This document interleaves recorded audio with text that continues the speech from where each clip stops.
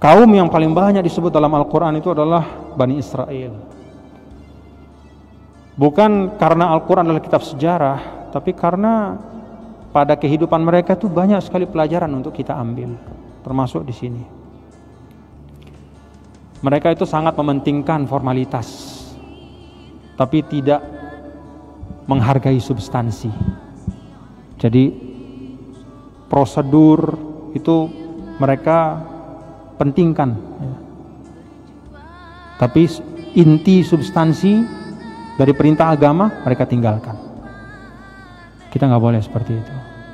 Dulu Rasulullah SAW pernah diceritakan ya di dalam salah satu kitab hadis, kalau nggak salah riwayat An-Nasa'i atau Tirmidzi ya, Nabi ngangkat kepala gitu. Yukhtalas fi hadzal nahar al-ilm gitu kalau tidak salah. Wah, ilmu hari ini diambil sama Allah.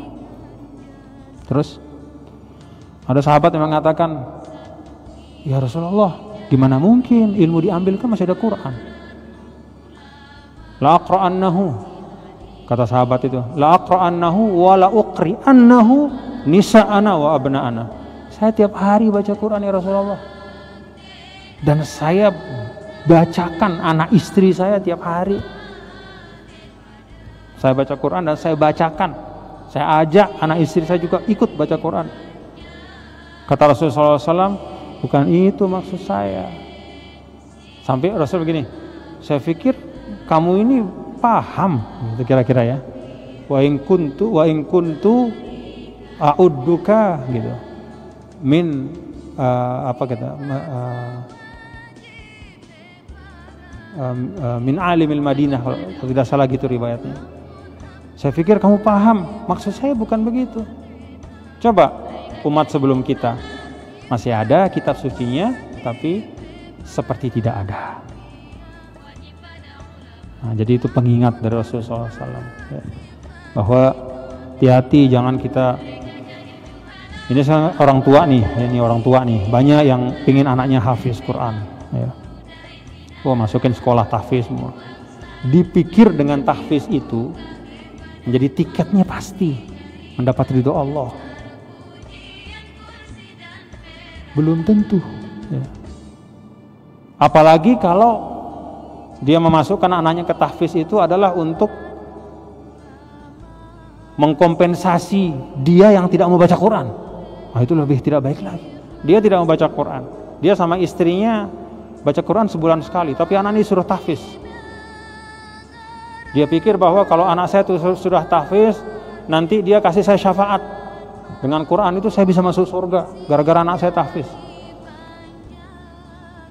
Bukan begitu cara kerja keadilan Allah ya. Belum tentu nanti di akhirat anaknya ditanya, nak mau nggak kasih pahala Qurannya itu buat bapaknya? Belum tentu bilang iya. Mikir juga anaknya. Kalau amalnya belum cukup nggak mau dikasih. Karena kan dalam ayat Al-Quran, yauma yafirul mar'u min akhihi wa ummihi wa abihi wa sahibati wa bani. Udah nggak ada yang saling peduli siapa dengan siapa, nggak ada yang peduli. Kalau sudah sama-sama, nah, dalam Al-Quran yang eksplisit ya, kalau sudah sama-sama di surga, nah, alhaqna bihim dzurriyyatahum. Nih surga anaknya, nih surga bapaknya. Nanti bapak bilang kepada Allah, ya Allah, anak saya di bawah, naikin kepada sama-sama kayak saya. Nah itu ya, udah sama-sama aman nih. Iya. Atau anaknya di atas, bapaknya di bawah. Kata anaknya, ya Allah, saya mohon kepadamu, dengan Quran saya, dengan sedikit amal saya, engkau jadikan sebab selain rahmatmu saya di surga ini. Saya mohon supaya orang tua saya juga bisa menikmati seperti saya. Tinggikanlah derajat mereka ya Allah. Iya, itu benar. Dalam Al-Quran ada. Tapi kalau masih huru hara di kiamat itu, ya, gak ada yang saling noleh. Jadi jangan kita pede sebagai orang tua, kita nggak mau ngaji, masukin anak kita tahfiz, ongkang-ongkang, ntar dia yang kasih saya pahala. Belum tentu. Belum tentu. Nah, sekedar ya, hanya untuk dengan tahfiz itu kita merasa tanggung jawab kita sudah selesai kepada Al-Quran, itu keliru. Ada satu ungkapan ya, dulu saya lupa nama sahabatnya ya, di Muwatta itu ada. Di kitab Muwatta itu ada. Kata sahabat itu begini. Kalian semua ini berada fi zamanin kathirin fuqaha'uhu qalilin hufazuhu tuhfazu fihi hududullah wa tudayya'u ayatuhu. Kalian ini berada pada masa yang faham itu banyak, tapi yang hafal Quran gak banyak. Tuh masa yang faham nih, faham, tapi yang benar-benar hafal Quran tuh gak banyak. Yang menjaga dan menunaikan isi Al-Quran itu banyak, tapi yang menghafal ayat per ayatnya tidak banyak. Nanti kata sahabat akan tiba masa yang faham itu sedikit, yang hafal itu banyak. Yang menjaga perintah-perintah Al-Quran dan menunaikan dengan sebaik-baiknya itu sedikit, tapi yang menghafal huruf per hurufnya itu banyak. Nah, kita lihat masa kita saat ini. Yang ingin saya sampaikan adalah, tadi di awal saya bilang tadabbur.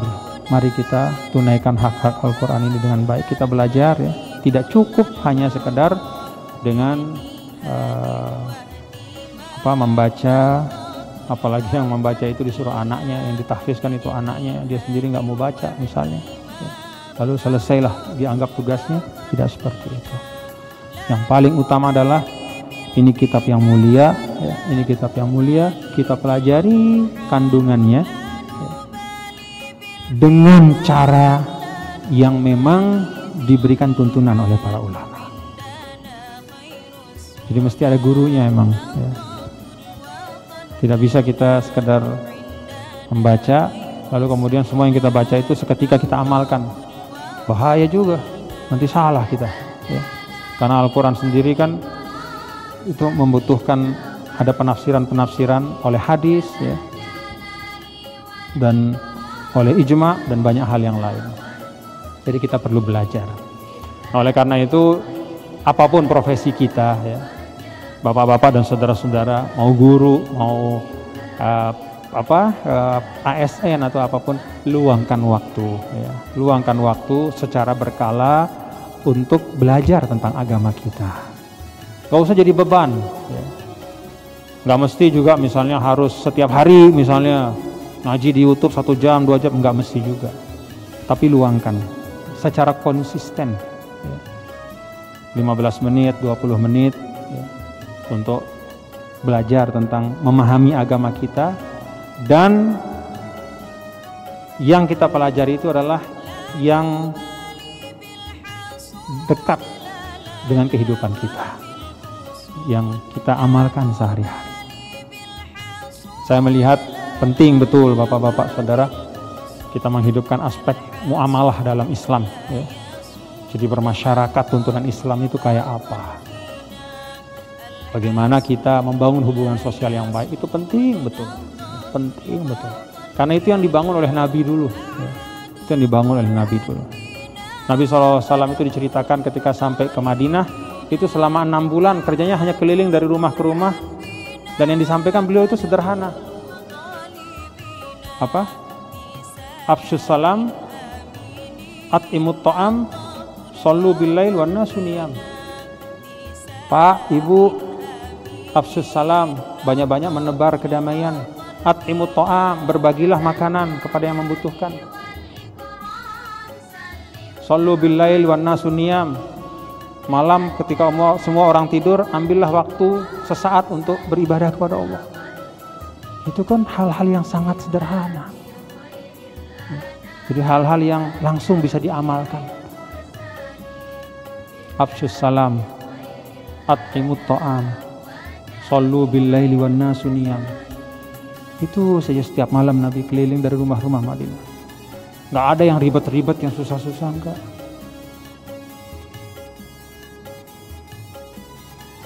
Ada orang Badui datang, orang awam. Ya Rasulullah, apa yang saya mesti lakukan supaya selamat. Qul amantu billah tsumastaqim. Katakanlah aku beriman kepada Allah dan istiqomalah terhadap itu.